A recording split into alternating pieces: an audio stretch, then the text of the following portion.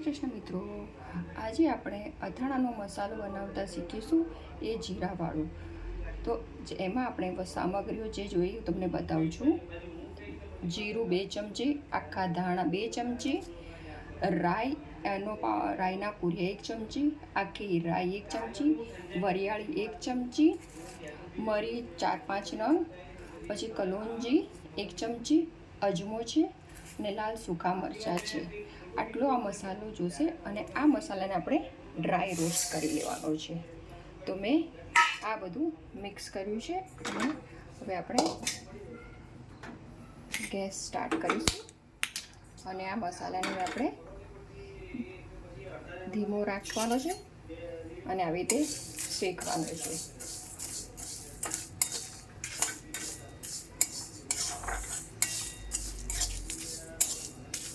આ મસાલો આપણે એકદમ ગોલ્ડન કલર જેવો થવો જોઈએ, શેકાઈ જવો જોઈએ આખો મસાલો બધો. આ આપણે મસાલો આખા વર્ષ સ્ટોર કરવાનો છે, એટલામાં ભેજનું પ્રમાણ ના રહેવું જોઈએ, એટલે આને આપણે આવી રીતે ડ્રાય રોસ્ટ કરીએ છીએ. અને આ મસાલો રેડી હોય તો આપણે અથાણું બનાવવામાં 5 થી 10 મિનિટ લાગે છે.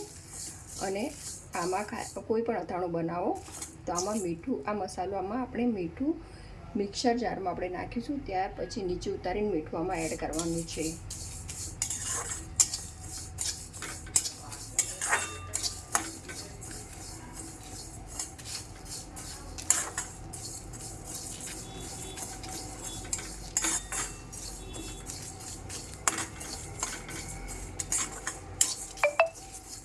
જો આપ જોઈ શકો છો આ મસાલાનો કલર ચેન્જ થવા આવ્યો છે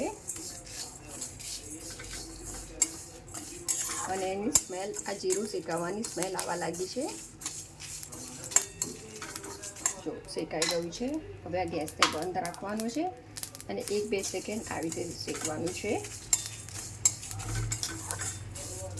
અને આને નીચે ઉતારી આપણે મિક્સરમાં ડ્રાય રોસ્ટ કરવાનું છે.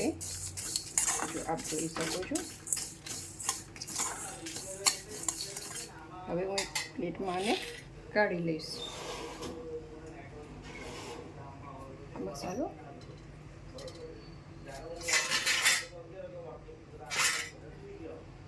હવે આને ઠંડો કરી મિક્સર જારમાં આપણે એને પીસ કરીશું. આ પીસ કરી આ જો અમે આ પાવડર થઈ ગયો છે, એને પીસી લીધો છે અને આપણો આ મસાલો રેડી થઈ ગયો છે. આપ જોઈ શકો છો આ ધાણા જીરુંનો અથાણાનો મસાલો છે. આ મસાલાની અંદર આપણે પહેલાં સૌપ્રથમ કોઈ પણ અથાણું જેવી રીતે મરચાંનું, લીંબુનું કે કોઈ પણ અથાણું બનાવો તેમાં પહેલાં હળદર મીઠું નાખો અને હળદર મીઠું નાખીને પછી અંદર આ મસાલો નાખવાનો છે.